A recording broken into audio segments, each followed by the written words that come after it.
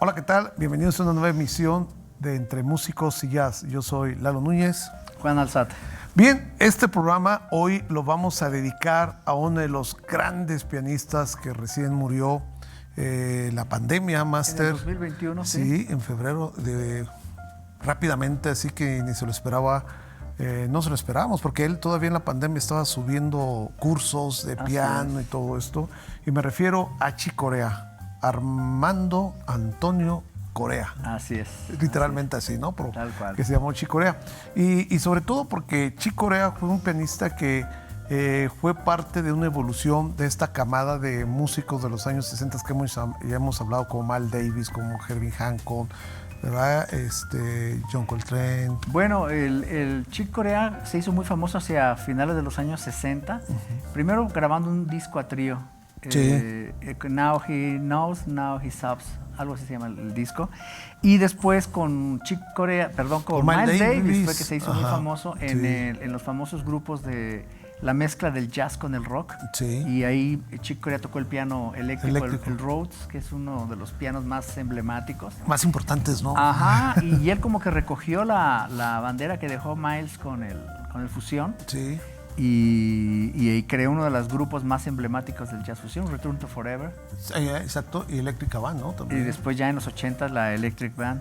Y algo interesante, porque hablando de Miles Davis, pues como que muchos pasaron por ahí, como que todos hicieron unos cambios, como que todos hicieron una revolución muy importante en relación con el jazz. Y realmente cuando estuvieron, no sé qué habrá pasado en ese estudio, que todos como que empezaron a sacar sus propias ideas, ¿no? Y convertirlas en otras situaciones, ¿no? ¿Qué puedes comentarnos sobre Chick Corea? Ok, pues mira, Chick Corea es uno de los músicos que además fueron de los que trajeron como el estilo de la música contemporánea, por ejemplo, el estilo Bela Bartók, el estilo dodecafónico, del último periodo impresionista, el expresionismo, y también la influencia de Alban Berg, de todos estos grandes compositores del siglo XX. Él lo llevó al jazz. Además que pianísticamente no tenía discusión, o sea, increíble.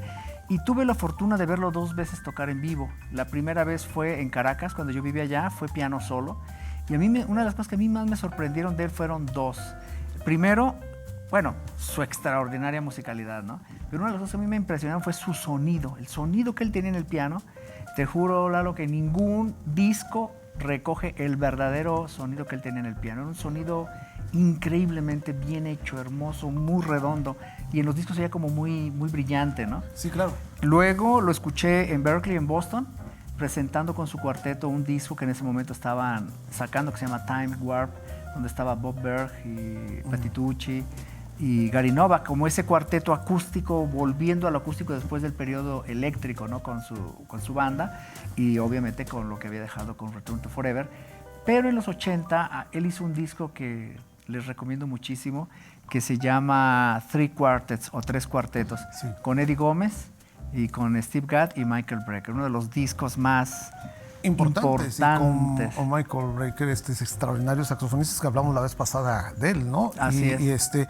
Pero mencionas algo muy interesante. Él era un pianista muy importante que tenía un sonido muy interesante. Y fíjense que a pesar de que en ese momento todos los pianistas tocaban el piano eléctrico, el piano, perdón, acústico, pues Miles Davis lo insistió mucho a que hiciera música, pero en un piano eléctrico. Y como tú le dices muy bien, el Fender Rhodes se convirtió en uno de los pianos más importantes para los jazzistas. Y no se puede hablar del tema que vamos a interpretar aquí con ustedes, que es Spain, que es característico el sonido del Fender Rhodes, ¿no? Definitivamente. Además, marcó una era. Sí. Si tú quieres sonar como en los años 70, 80, el timbre del Rhodes es imprescindible. Pero imagínate, Hancock lo usó, Joe Zawinul lo usó, Keith Jarrett incluso, que él se rehusaba a tocar cuestiones electrónicas, lo tocó. Y es un instrumento fundamental. Además de eso, pues Chick Corea era una persona que estaba muy, muy interesado en la enseñanza. Con el tiempo que yo estuve en Berkeley, él era un asiduo de ir a Berkeley, dar cursos, estar siempre ahí. De hecho, ya hasta a mí me sorprendía que los estudiantes ya lo veían como uno más ahí en la escuela. Pero, ¿y por qué en Berkeley, que está en Boston? Porque él es de ahí, es de una región que está un poquito afuera de Boston, que se llama Chelsea. ¿no? Ajá. Massachusetts. Y entonces él nació ahí en 1941 y ya murió en Florida en el 2021. En Tampa, ¿no? Así es. Que nadie se esperaba la muerte de Chick Corea porque todavía dentro de la pandemia él estuvo subiendo cursos, fíjate, yo me interesé por comprar un curso de Chick Corea que daba durante la pandemia porque era una persona, como tú lo comentaste, no dejaba de estar activo, o sea, no estoy en el escenario, pero sí quiero tener este contacto con todos las personas que les interese tocar jazz. Entonces él estaba vendiendo un curso para piano y todavía a los 2 meses uno resulta que muere Chick Corea y tan repentinamente, ¿no? Sí, fue una tremenda sorpresa. Además, una de las cosas que a mí me gustaba mucho de Chick Corea, aparte que siempre estaba a la vanguardia, todo lo que proponía Corea era algo innovador totalmente, ¿no? Sí. Es el trabajo que él tenía con gente joven, como músicos jóvenes, y luego últimamente estaba cohesionando el fusión con la música latina. De hecho, el percusionista que tocaba con él, Luisito Quintero, fue un gran percusionista venezolano con el que toqué también hace muchos años. Y estaba con Carlitos del Puerto, hijo del gran bajista de Iraquere. Y entonces ya él estaba incluyendo mucho la onda latina con lo electrónico, la cuestión moderna, y sobre todo que mucho del trabajo de su banda, él lo enfocaba mucho como trabajar música de cámara. Haz de cuenta que era un ensamble de música de cámara, pero haciendo jazz. Haciendo jazz, como en la forma cuarteto, ¿no? Que siempre se hizo muy famosa en la época clásica, la forma cuarteto, los 2 violines, viola y cello.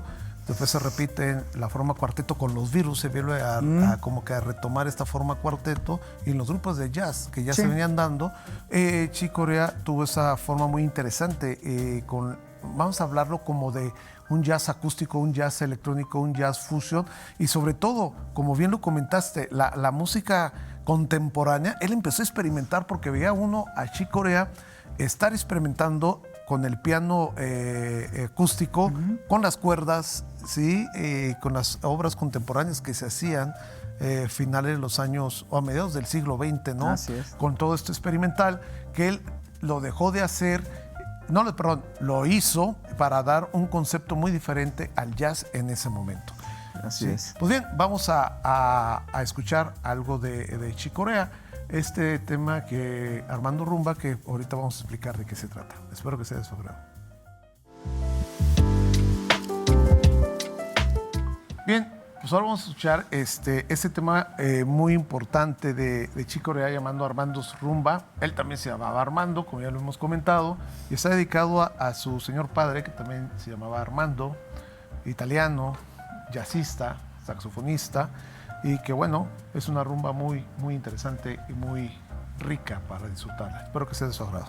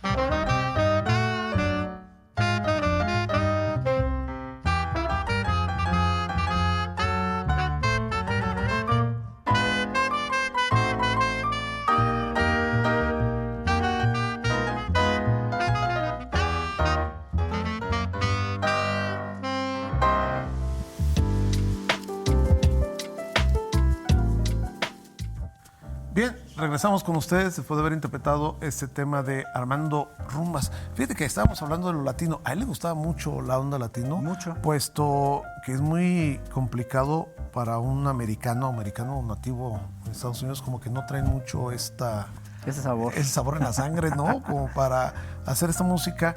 Y vemos que Chick Corea, pues que en esta obra dedicada a su padre, como lo mencionamos ahorita a tocar, que tuvo una gran influencia sobre él, ¿no? Definitivamente, sí, pues fue un saxofonista del área de Boston en los años 40 y fue pues importante en esa área.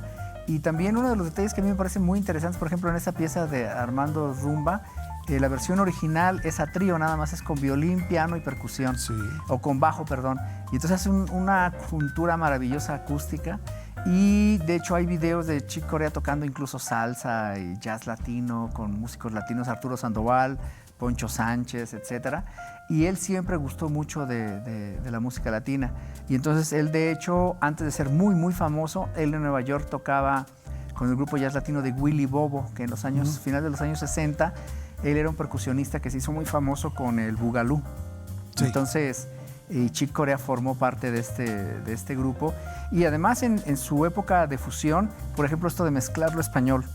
Sí, creo que hablamos del concierto de Aranjuez, ¿no? ¿No? Y además la forma de la rumba, la armonía. Y siempre, de hecho, él tiene un disco que se llama Mi Corazón Español, My Spanish Heart, que hace una serie de mezclas maravillosas con la música española. Y su esposa, Gail Moran, que siempre fue una cantante muy importante y que le dio voz a sus... Participó, ¿no? en la orquesta, su Electric Orquesta, fue parte importante, ¿no? Y estuvieron trabajando en conjunto también. Así ellos. es, así es. Y algo interesante que hay que ver, hubo músicos de muy alto nivel que ahorita tienen agrupaciones con un nuevo concepto, Avishai Cohen, ¿sí? Extraordinario contrabajista que fue Israelí. parte, que ahora que hablaremos en su momento de él y su música, que no es nada sencilla de tocar. Era parte de estar tocando con Chick Corea. Y hasta ahorita, para que se den cuenta cuánta cantidad de grandes músicos Tocaron con él. contaron con él y en proyectos, ¿no? Sí, Porque sí. todavía siguió haciendo nuevos proyectos, nuevas agrupaciones, nuevas formas de estar expandiendo el sonido. Y fíjate que hablando del tema de Spain, Master, ¿cuántas versiones no conoces en el mundo? que hayan hecho de esta No, obra. es infinita. Yo creo que Chick Corea se hizo millonario nomás del De cobro puro de Spain. derechos. Sí. Sí, porque era importante. A mí hay una versión que me gusta mucho con Bobby McFerrin. Bobby McFerrin, Sí. la que hizo Tomatito con Michelle Camilo también. Importantísimo Sí. esas dos, ¿no?